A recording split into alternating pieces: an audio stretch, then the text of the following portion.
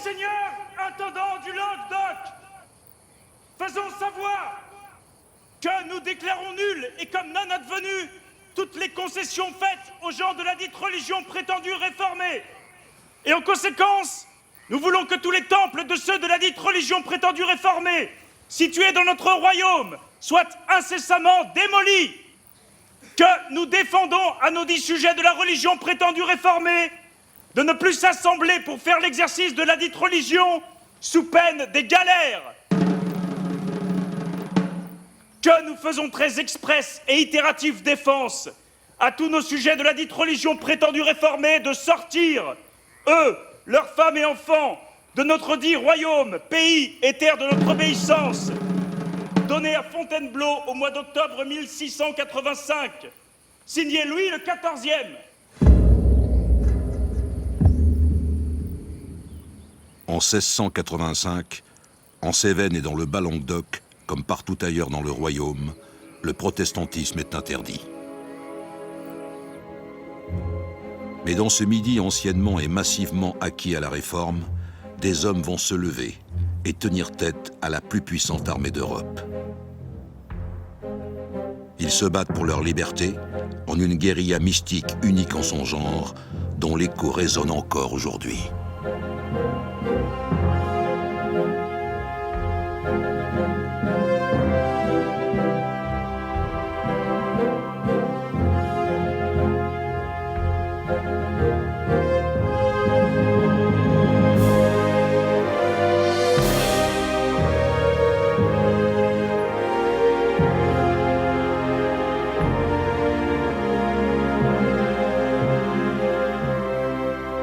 C'est l'histoire d'un territoire. Un territoire qui s'est étendu jusqu'aux sables et salines d'Aigues-Mortes, a traversé un bout de Camargue, a parcouru la plaine autour de Sommières et d'Uzès pour trouver son cœur dans les hautes terres des Cévennes, un foyer du protestantisme en France.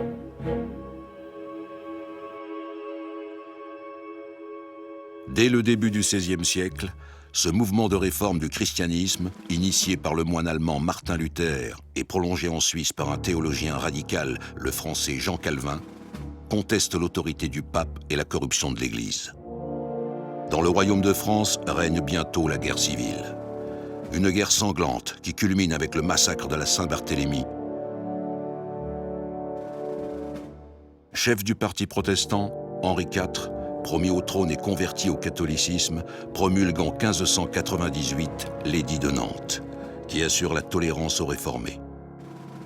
Mais en réalité, oppression et discrimination perdurent. Il est difficile aujourd'hui encore d'avancer des thèses quant à la volonté de Louis XIV d'interdire cette minorité religieuse en France, qui ne représente plus de menace. Dans les années 1660, c'est 4% de la population. Donc on va dire numériquement, c'est dérisoire. Il n'y a plus d'armée protestante, il n'y a plus de place forte ni de place de sûreté depuis Louis XIII et Richelieu.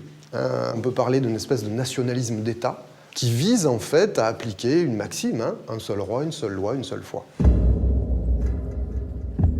Octobre 1685, dans un conseil royal tenu à Fontainebleau, Louis XIV prétend qu'il n'y a plus de protestants en France. En révoquant l'édit de Nantes, par l'édit de Fontainebleau, du coup, on interdit dorénavant l'exercice, l'existence même de cette religion sur l'ensemble du territoire. Les temples détruits, les pasteurs exilés, c'est le coup de grâce donné aux Huguenots, les protestants de France.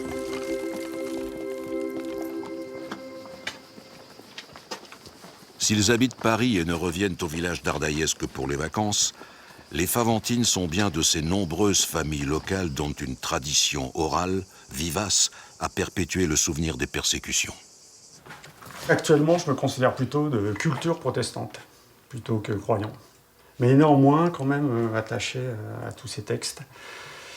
C'est d'ailleurs dans les Bibles, dans ces Bibles protestantes qui étaient rédigées en français, que mes grands-parents, arrière-grands-parents, etc., apprenaient à lire le français. Alors, dans une famille huguenote, la Bible est la base de la religion. C'est-à-dire que le huguenot, il lit la Bible, il l'interprète comme il veut. Tandis que les catholiques, d'abord, n'avaient pas de Bible chez eux, c'était interdit. Et d'ailleurs, dans la région, les catholiques étaient illettrés, les protestants savaient lire, ils apprenaient à lire dans la Bible. Il n'y a pas d'intermédiaire, en fait. Il y a le protestant avec son livre, ça suffit pour avoir ce rapport à la foi, il n'y a pas forcément un curé ou un pape ou quelqu'un qui vient dire ce qu'il faut en penser et ce qu'il faut croire, quoi. Après la révocation de l'édit de Nantes, les dragons du roi qui venaient donc dans les maisons pour dénicher les protestants, les huguenots, étaient tous illettrés. Mais on leur avait appris à reconnaître la première page de la Bible. Donc les huguenots arrachaient systématiquement les premières pages de la Bible. Et après, ils pouvaient dire que c'était un livre de cuisine, un livre de n'importe quoi, les dragons. Est-ce que les dragons étaient assez bêtes pour penser que c'était pas une Bible, tu penses ?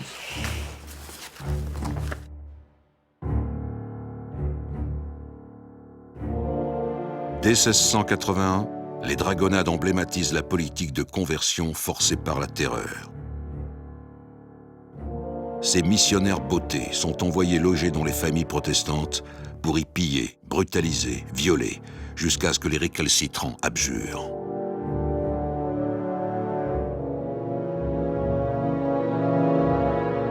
Ces dragons avaient utilisé des méthodes qui faisaient tellement peur que les Cévenols se convertissaient au fur et à mesure que les troupes approchaient.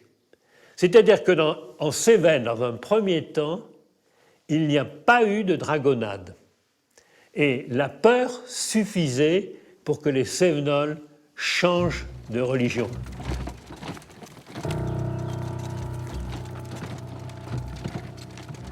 Face à tant de persécutions, nombre de protestants bravent l'interdit et le péril des routes clandestines pour prendre le chemin de l'exil, tributaires des passeurs comme d'autres migrants aujourd'hui. De 1685 à 1715, quelques 150 000 réformés auraient fui le royaume de France pour trouver asile dans les puissances protestantes voisines, ce qu'on appelle alors le refuge. La Suisse calviniste, l'Allemagne luthérienne, l'Angleterre anglicane, les Provinces-Unies de la Hollande actuelle et jusqu'en Russie, en Amérique ou en Afrique du Sud. Mais parmi les Huguenots du Languedoc, beaucoup restent au pays, moins riches que d'autres et plus éloignés des frontières. Devenus NC, nouveaux convertis, pour éviter la mort promise aux hommes et la prison aux femmes, les voici avec leurs enfants forcés au catéchisme, pris au piège du double jeu. Moi, avec Dieu, je m'arrange. Je lui parle. Il m'écoute. On se comprend. Le jour, je vais à l'église. Je fais comme on veut. Et la nuit, quand je rentre chez moi, je prie à ma manière. Qu'est-ce que ça me fait? Ils sont tous là, à pas vouloir de la croix, des idoles et de l'hostie. Ah, ils en ont tous après cette hostie. L'hostie. C'est bien des histoires pour un biscuit sec. Ça mérite pas une guerre. Si tu as appris à tes fils à être catholique le jour et protestant la nuit, viens pas t'étonner qu'ils soient énervés.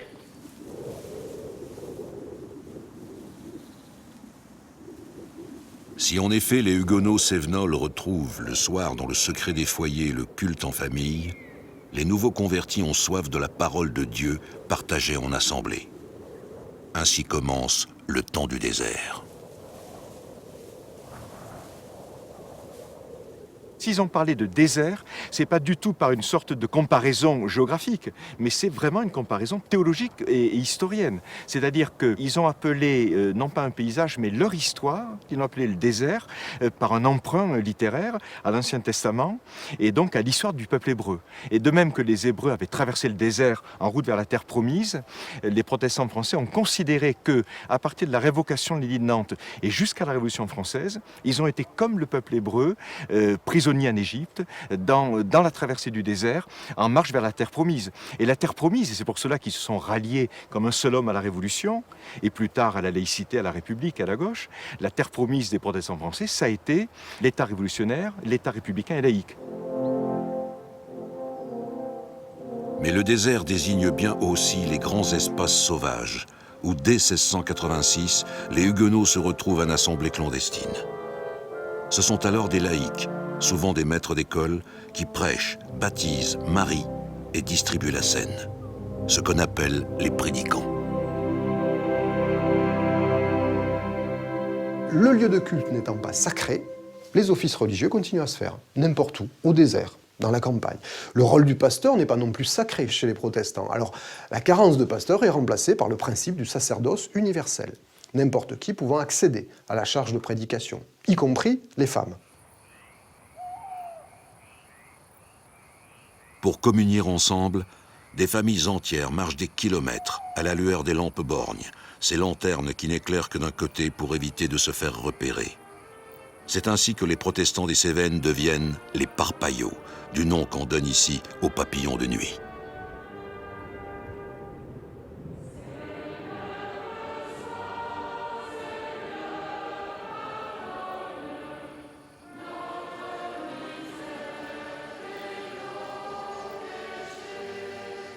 Bien que beaucoup de gens se soient moqués des chants de psaumes entendus en divers endroits comme venant du haut des airs, j'ai entendu plus de 20 fois cette divine mélodie en plein jour et en compagnie de diverses personnes dans des lieux où, en un mot, il était impossible que quelqu'un soit caché.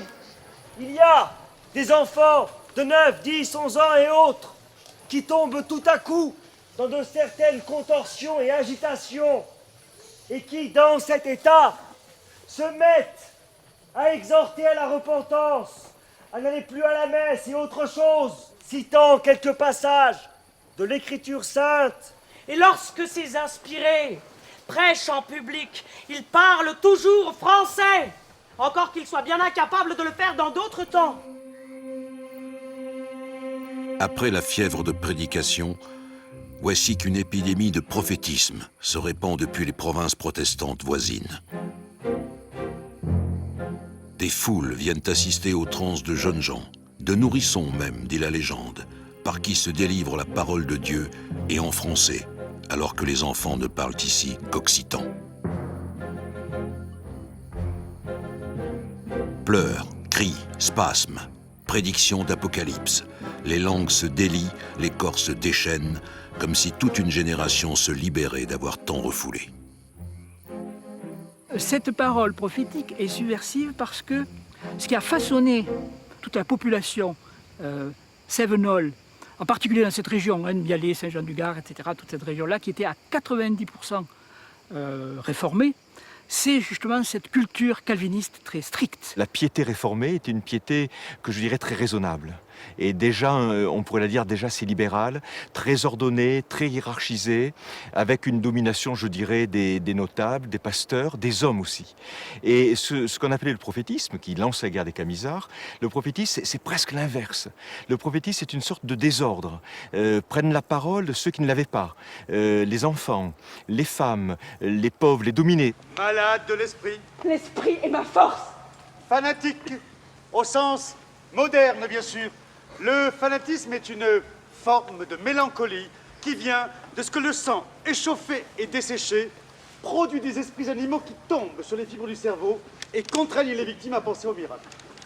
À force, l'orgueil les persuade qu'ils sont capables de prophétiser. Bon, après, c'est un petit peu technique.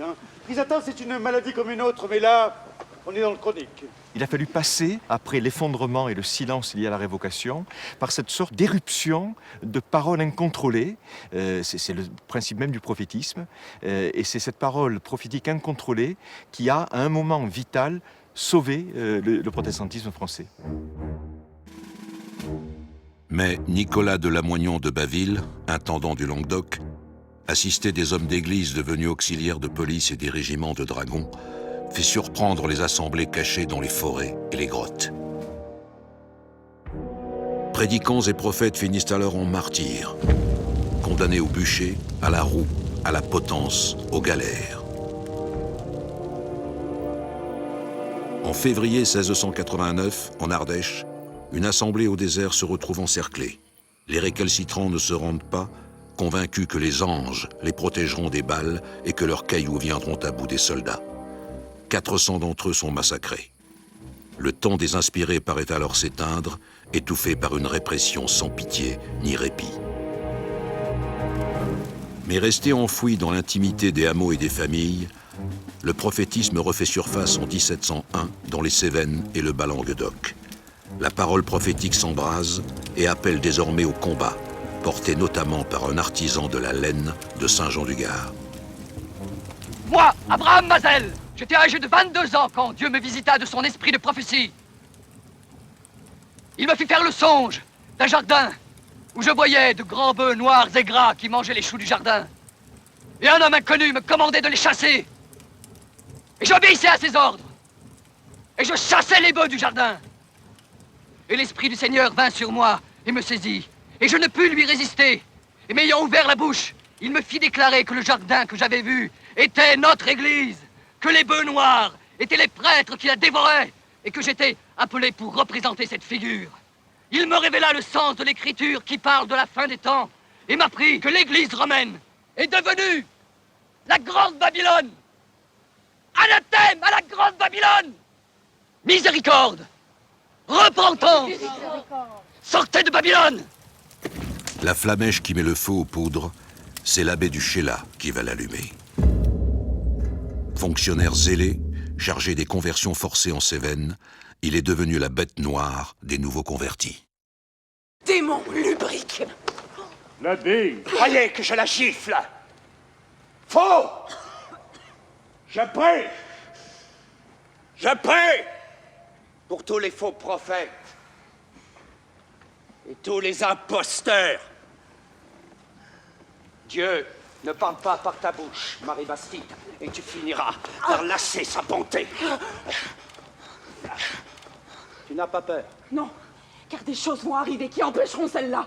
Tu ne vivras pas jusque-là. Tu seras mort avant la fin du mois. Vraiment? Mais nous sommes le combien, capitaine, disiez-vous? Le 23. Le 23. Et je suis bien vivant, j'ai moins peur de mourir que de voir ce pays perdre la foi, Marie. Les destins du prophète Abraham Mazel et de l'abbé du Chéla mêlent leurs eaux quand un groupe de huguenots en partance pour la Suisse est retenu prisonnier par l'abbé dans une maison du pont de Montvert, au pied du mont Lozère et du Bougès. Abraham Mazel et les siens réagissent aussitôt et conviennent d'un rendez-vous au sommet du Bougès, là même où aujourd'hui, randonneurs et touristes suivent le chemin de Stevenson. En effet, à la fin du XIXe siècle, l'auteur écossais de L'île au trésor raconte son pèlerinage sur les terres camisardes, dans Voyage dans les Cévennes avec un âne. N'oubliez pas à gauche, en descendant les Trois Fayards. À gauche, à droite, vous avez un panneau, site éminemment historique, il faut l'avoir vu au moins une fois dans sa vie. L'Europe entière s'est passionnée pour les événements qui ont suivi un rendez-vous sur ce lieu. La guerre des Camisards. C'est une histoire qui n'est pas très connue. Hein. Enfin, si, le mot Camisard est connu. Mais si on nous pose la question avant de venir ici, on va cogiter un moment avant de dire que sont les Camisards quand même. Les Camisards, dont le nom vient sans doute de leur chemise, ou de la camisade, l'attaque de nuit, deviennent les résistants de la cause parpaillote quand, au pied de ces trois êtres, la nuit du 24 juillet 1702, ils décident d'agir. Pour moi, ça a commencé ici. Je suis très sérieux. Très sérieux. C'est le début de la fin de la monarchie. Ils ont franchi l'interdit. Pour moi, c'est le début de la Révolution française. La liberté religieuse. La liberté tout court. Oui.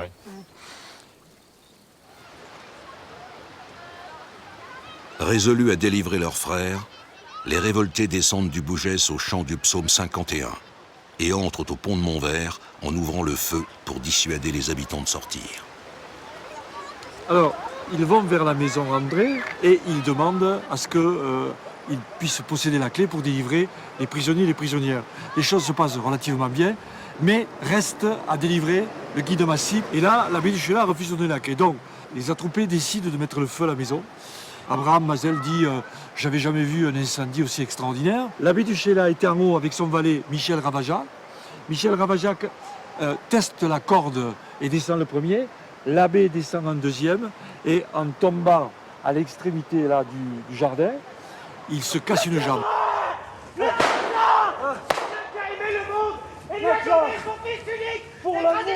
Et là, c'est le meurtre rituel. Chacun y va de son coup de sabre, de son coup d'épée, de son coup de hallebarde en disant « Tiens, ça c'est pour ma sœur qui est à la Tour de Constance. Ça c'est pour mon frère qui est au Gaër. » Que nos sabres se sont brisés sur la tête de l'archiprêtre de Satan. Il a fallu le percer plus de 50 fois. On te met, il y aura des soldats partout, cache-toi bien. Toi aussi, cache-toi. Il te cherche. Cette nuit, l'Éternel a choisi son camp.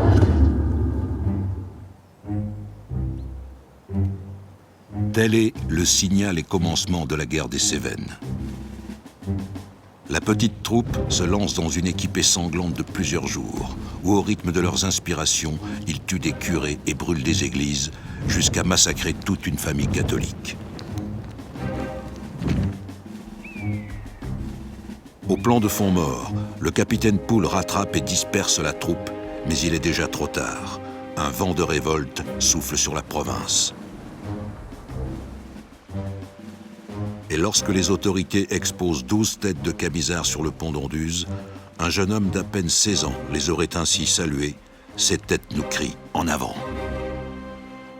Cet homme, c'est Jean Cavalier, un simple apprenti boulanger. Il s'impose dans les plaines de l'Uzège et de la Vaunage, secondé par la cavalerie de Catinat en Camargue.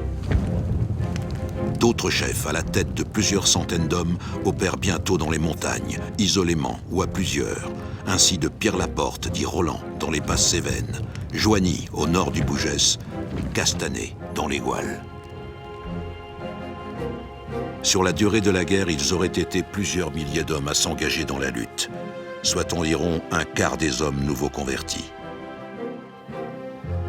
Mais qui sont ces Camisards ? Eux qui, seuls parmi les protestants de France, se sont dressés pour réclamer leur liberté. C'est une Cévenne, et notamment pour la Cévenne qui va résister, si vous voulez. Essentiellement rurale, et des gens de métier.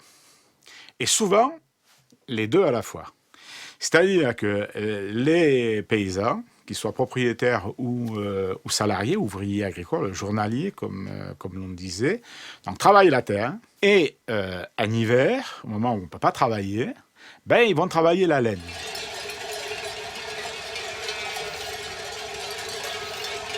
André Chanson a eu la très très belle expression « la laine suinte l'hérésie », en jouant sur le mot « suin » qui est une espèce d'huile qu'il y a dans la laine des brebis. Les gens de métier se sont convertis très tôt parce qu'ils ont été très tôt en contact avec la réforme, par les colporteurs, par les foires où vous allez vendre, etc. Et les paysans cévenols, étant à la fois artisans et paysans, n'ont pas qu'une mentalité très conservatrice de paysans. Ils sont aussi artisans, ouverts aux idées que l'on échange.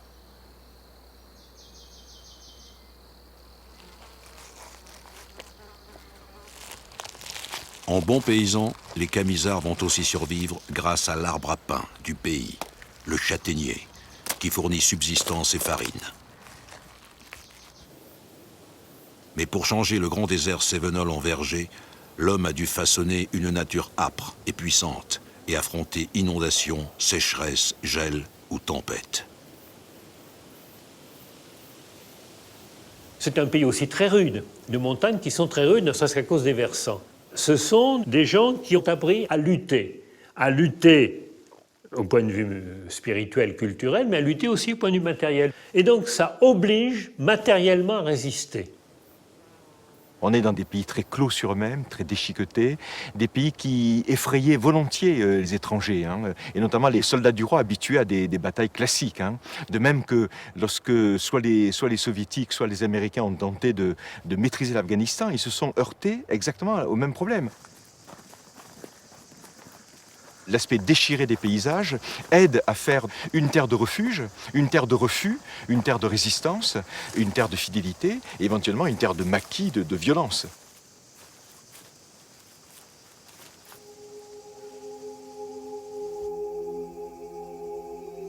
Dans ce genre de grotte, il est facile d'imaginer certains recoins qui étaient occupés par les blessés, soignés par des médecins amis.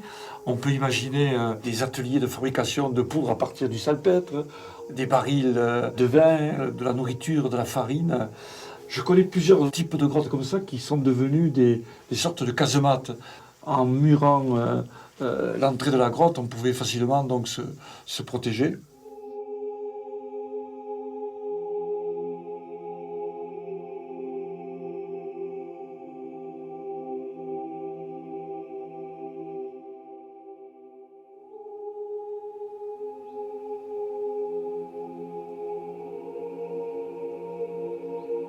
Il faut considérer que c'est une espèce de révolte qui n'a point d'exemple.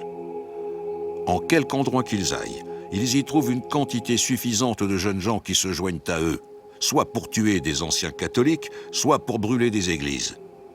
Et ces bandits, demeurant en petit nombre, se cachent aisément à la faveur des bois et des montagnes.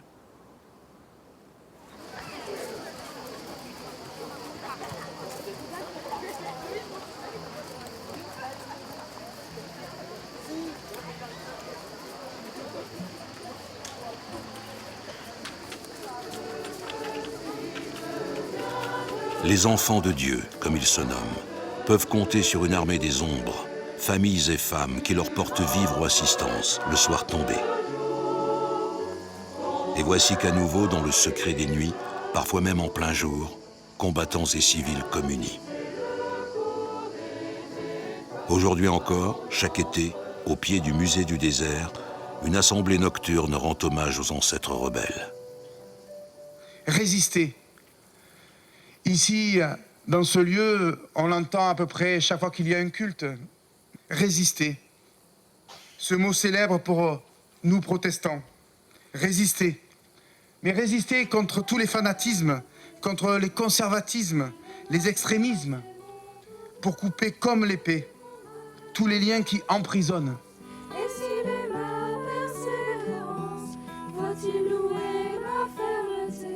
Mais si le petit peuple protestant est à leur côté, nobles et bourgeois nouveaux convertis, effrayés par de tels débordements et inquiets pour leur statut, laissent les Camisards seuls.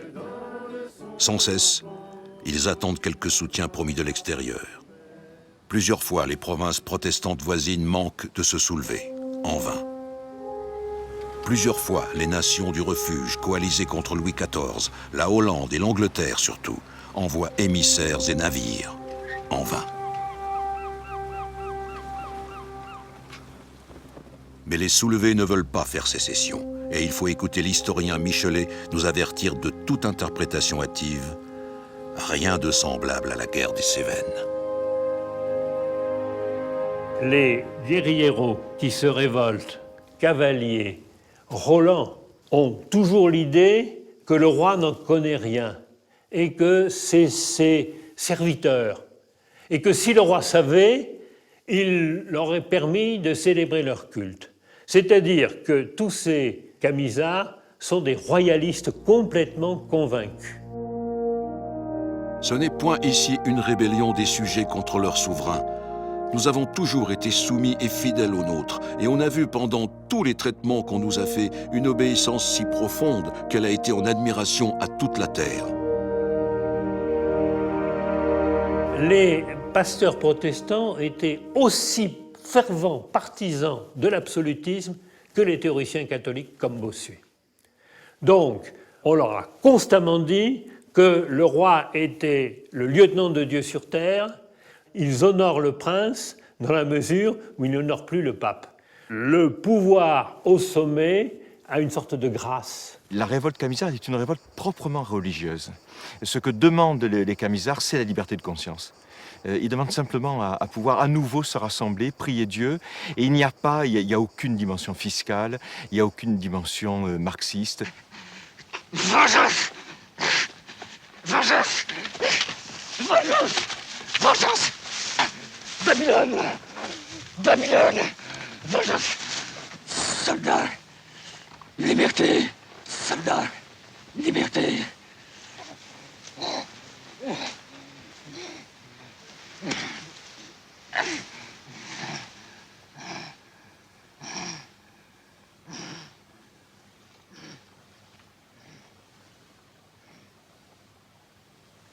L'esprit vient de parler!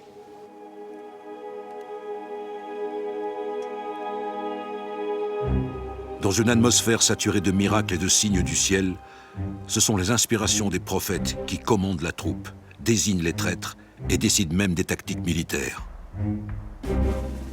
Devions-nous attaquer l'ennemi? Craignons-nous les embuscades? Fallait-il marquer le lieu d'une assemblée? Nous nous mettions d'abord en prière. Seigneur, fais-nous connaître ce qu'il te plaît, que nous fassions pour ta gloire et pour notre bien. Aussitôt l'Esprit nous répondait, et l'inspiration nous guidait en tout. Lorsqu'il s'agissait d'aller au combat, j'entrais dans la mêlée comme si j'avais été vêtu de fer, ou comme si les ennemis n'eussent que des bras de laine. Si les femmes de la troupe sont nombreuses à prophétiser, certaines prennent part au combat. Et si une telle mixité est inédite à l'époque, les camisards, calvinistes obsédés par le péché, sont loin de la débauche sexuelle que fantasme la propagande catholique. Ils restent imprégnés de cette théologie austère qui, à l'instar de leur temple, refuse les luxes et les images. Avec une rage iconoclaste, les enfants de Dieu se déchaînent contre l'idolâtrie de Babylone et ravagent les autels. Voilà maintenant qu'ils se font craindre des soldats royaux, effrayés par ces fous de Dieu qui surgissent de nulle part et attaquent au chant des psaumes. Vous avez devant vous toute la racaille des Cévennes. Ne faites pas de quartier, ce sera bon débarras pour le royaume. Et on verra soudainement abandonner la place. Le vent des ennemis débat, et de toutes parts, fuir devant sa face. L'intendant Baville s'active alors pour reprendre en main sa province. Des années déjà qu'il fait percer une centaine de routes à travers maquis et massifs pour qu'y passent troupes, cavalerie et artillerie. Il réquisitionne des châteaux comme ici, celui de Portes, ou édifie des fortifications à Alès, Nîmes ou Saint-Hippolyte pour quadriller le territoire de garnison et d'abri. Arrive le moment où tout le pays va basculer dans un cycle de vengeance, dans un cycle de terreur. Ces lieux fortifiés vont alors servir de refuge aux prêtres, mais aussi à une certaine partie de la population catholique. La peur a changé de camp et le pouvoir vacille. Le roi Soleil mobilise jusqu'à 60 000 combattants, régiments de dragons, troupes d'élite, milices bourgeoises enrôlées dans les villes et même groupes de civils catholiques volontaires.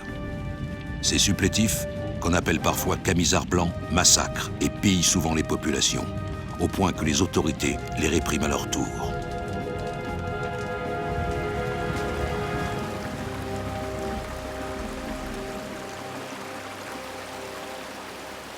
Voilà que des torrents de haine se libèrent et font couler le sang partout en Cévennes.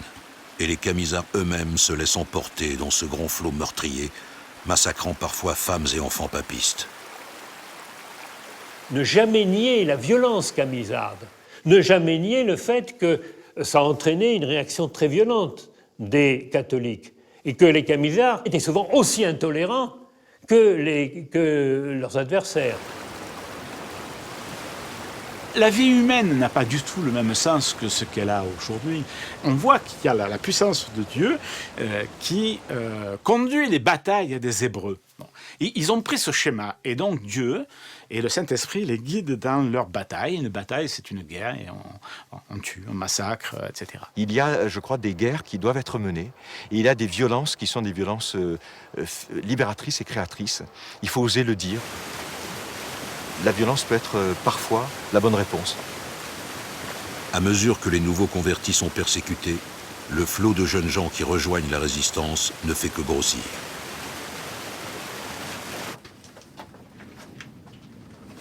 Les autorités traquent quiconque leur porte assistance ou participe aux assemblées. Les huguenots des Cévennes s'inventent un quotidien de danger et de clandestinité. Alors, ce serait l'arrivée du passage souterrain qui communiquait avec un placard à double fond en haut dans la maison, qui servait à fuir si les dragons du roi débarquaient dans la maison. Comme ça, on était directement dehors dans la montagne. Et il y aurait l'idée qu'il y avait un autre passage secret à partir d'ici qui débouchait dans la cheminée d'une autre maison. Parce qu'ici, toutes les maisons ont des histoires de cachettes, de passages secrets. Ayant plu au roi de nous commander de mettre les paroisses et lieux ci-après nommés hors d'état de fournir aucun vivre ni secours aux rebelles attroupés, nous ordonnons aux habitants des 10 paroisses de se rendre incessamment dans les lieux qui seront ci-après marqués. Déportation d'abord, et bientôt rasement des Cévennes. Dès le printemps 1703, la répression bascule dans une politique quasi génocidaire, acharnée à détruire les foyers de résistance. Mais face à ces bâtiments séculaires faits en vieille pierre, la tâche s'avère incommensurable. Louis XIV édicte alors le brûlement des Cévennes. De septembre à décembre, 543 villages et 608 hameaux seraient partis en fumée.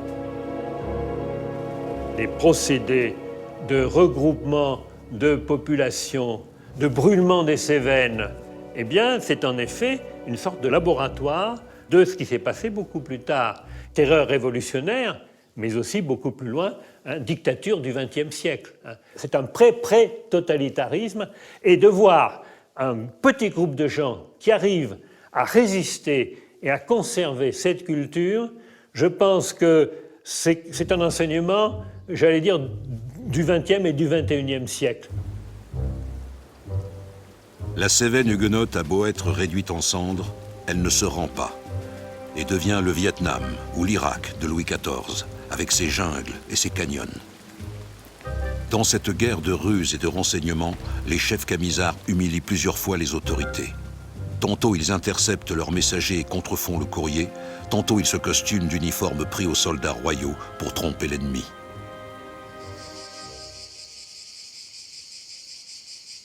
Mais c'est en champ ouvert, dans une bataille des plus classiques, que le charismatique Jean Cavalier remporte sa plus éclatante victoire.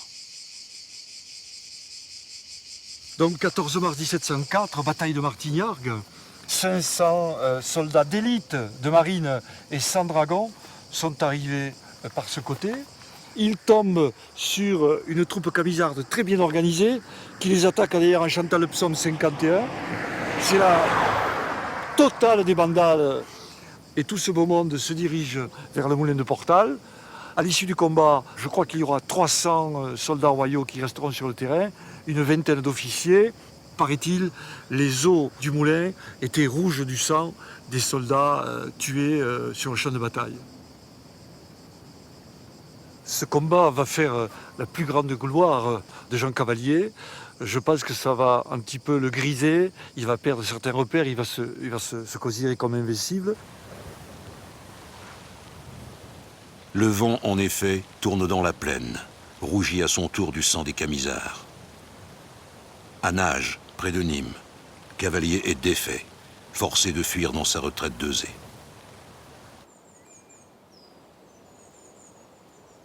Pour moi, être ici dans les grottes d'Euzé, c'est très émouvant. Pourquoi ? On est 3 jours après la terrible bataille de Nages qui voit la défaite des Camisards. Les soldats découvrent donc les grottes, ils massacrent tous les prisonniers, ils emportent tout le ravitaillement, ils détruisent toutes les réserves de cavaliers. C'est vraiment le début de la fin des Camisards. Plus affaibli que jamais, Jean Cavalier accepte les médiations pour des pourparlers de paix proposés par le duc de Villars. Alors que ses prédécesseurs n'employaient que la force, le nouvel officier chargé du soulèvement des Cévennes use d'une stratégie de la séduction pour piéger Cavalier. Au jardin des Récollets, à Nîmes, le maréchal de France reçoit l'apprenti boulanger de 18 ans en grande pompe, d'homme à homme, comme un de ses pairs. Sans doute flatté dans sa vanité, Jean Cavalier cède sur toutes ses revendications, sinon la libération de quelques prisonniers et la clémence pour ses hommes et lui-même.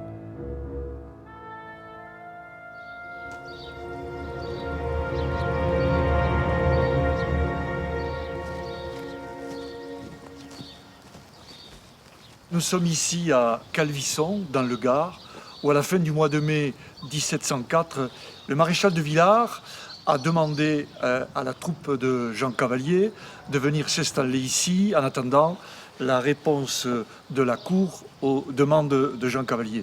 Donc il faut imaginer ici, dans toutes les rues, près de 40 000 nouveaux convertis qui sont venus prier, chanter des psaumes, écouter les prophètes et les prophétesses. Tout le monde pense dans la région que c'est le retour à l'édit de Nantes et qu'on va pouvoir à nouveau pratiquer librement la religion protestante en France. Mais quand Cavalier retrouve ses confrères à Toiras, en Cévennes, l'entrevue tourne à l'orage. Furieux de cette abdication, l'impétueux Roland désavoue l'ancien enfant prodige et décide de continuer la lutte. Ravanel quitte aussi Cavalier avec sa troupe. Au chant de L'édit de Nantes ou la mort, vive l'épée de l'Éternel. Non sans l'avoir gratifié d'une formule assassine, nous t'avions fait général et te voilà colonel. Sous-entendu, colonel du roi. Terrible comparaison entre les compagnons d'armes restés fidèles à la cause et le prophète guerrier surdoué qui reniera les siens et finira gouverneur à Jersey.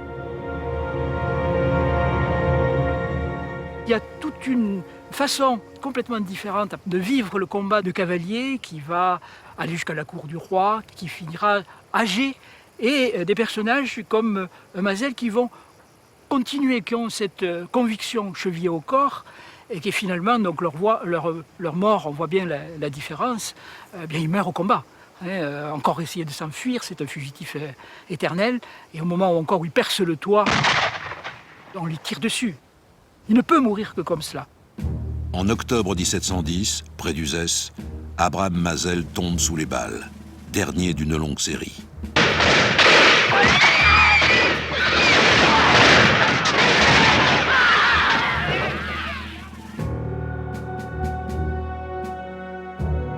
Dès août 1704, les dragons avaient eu raison du plus enragé d'entre eux, le lion des Cévennes, Roland.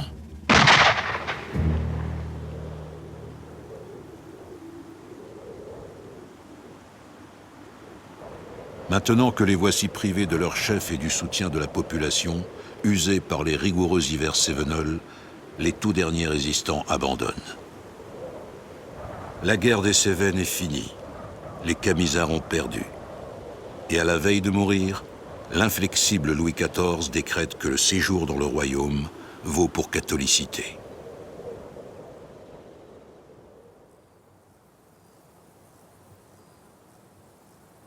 Mais en cette année 1715, alors que le roi Soleil s'éteint, l'espoir va renaître. Il a pour nom Antoine Court. C'est un Ardéchois qui a couru avec sa maman très jeune les assemblées au désert.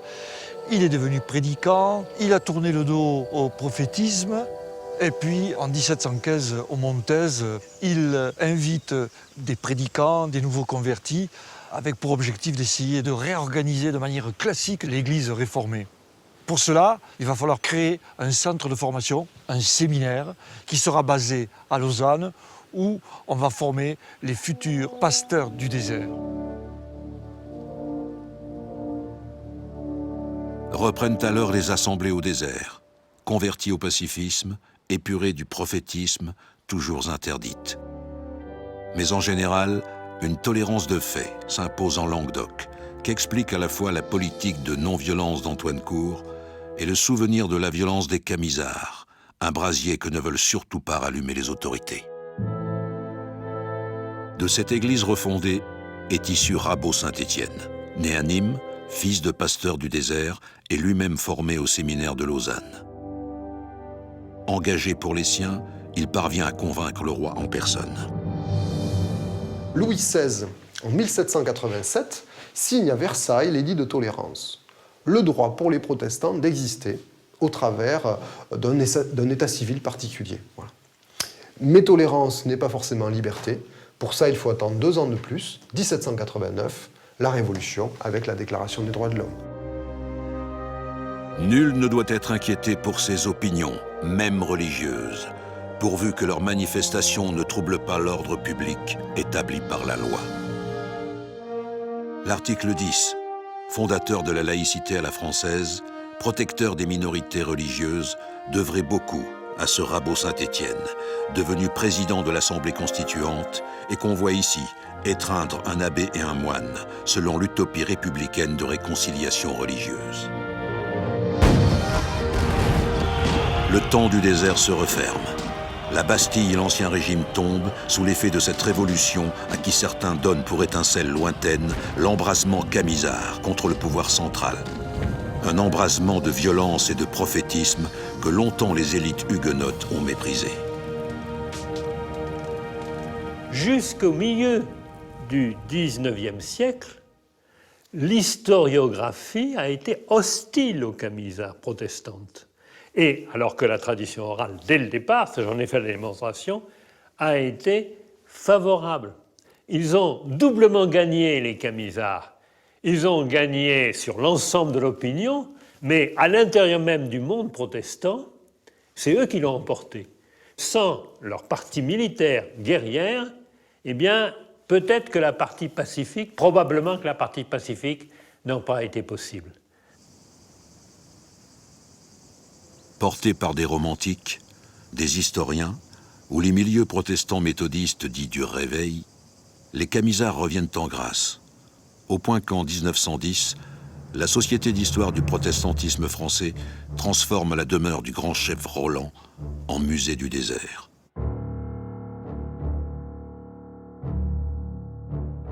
Au cœur du mas Soubeyran, d'imposants mémoriaux rendent hommage aux martyrs de la foi, prédicants, prophètes ou simples croyants, hommes et femmes condamnés au supplice, aux galères ou aux prisons. Dans les années 40 et 50, un artisan photographe originaire de Saint-Jean-du-Gard, Samuel Bastide, se fait lui aussi passeur de mémoire. Au moyen d'une lanterne magique, il projette sur les places et dans les écoles des plaques de verre qu'il a peintes lui-même et qu'il commente en racontant la légende des camisards. Les Cévennes se couvrent alors de plaques et de monuments, si bien qu'on parle aujourd'hui de camisardisation de la mémoire cévenole. C'est comme si toute l'histoire de ces montagnes se réduisait à ces 3 années de guerre. Une guerre que la plaine, pourtant champ de bataille de cavaliers, semble avoir oublié. Dans la plaine, les mémoires sont beaucoup plus volatiles. D'abord parce qu'il y a beaucoup plus de brassage de population. Il y a eu des immigrations dans tous les sens, venues du nord, du sud, de l'urbanisation, un mélange culturel. Et la montagne, la moyenne montagne, comme toujours, c'est vrai en Kabylie, c'est vrai en Afghanistan, c'est vrai chez les Vaudois italiens, la moyenne montagne a toujours été un conservatoire des hommes, des cultures, des foi.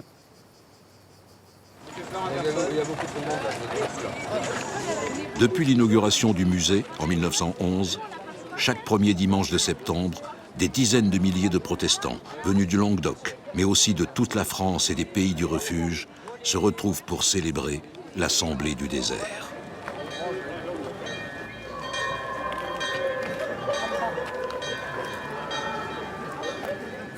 Sous les hêtres et les châtaigniers, pasteurs et fidèles rendent hommage à ceux qui payèrent de leur vie pour défendre la liberté de culte et de conscience.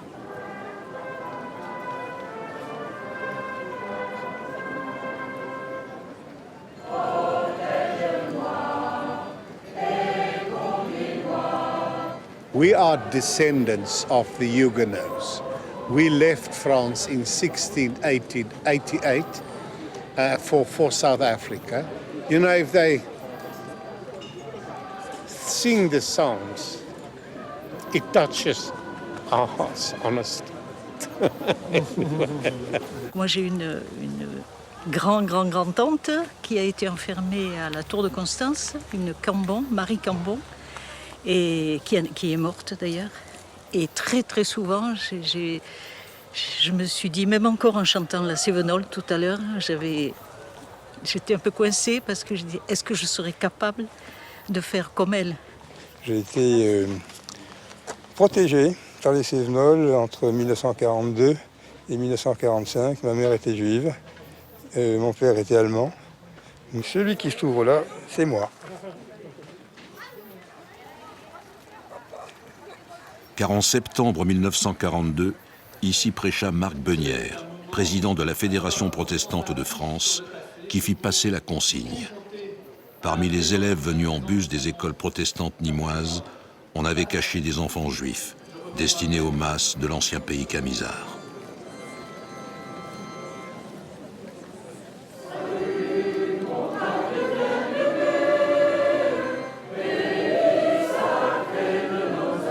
La Cévenne parpaillote, terre de justes et de résistants, puisque des camisards aux maquisards, il n'y a qu'un pas que beaucoup de protestants du coin franchirent, armes à la main et au chant de la Cévenole.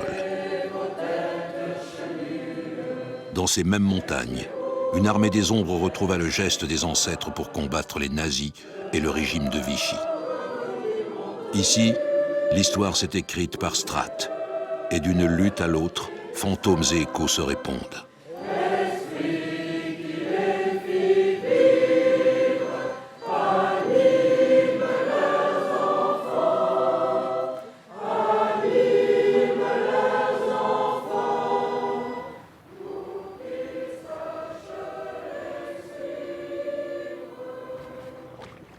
Un de ces échos vient d'Aigues-Mortes, là où la Camargue rejoint la Méditerranée, sortie de ces geôles où l'on enferma les femmes du désert qui refusaient d'abjurer leur foi.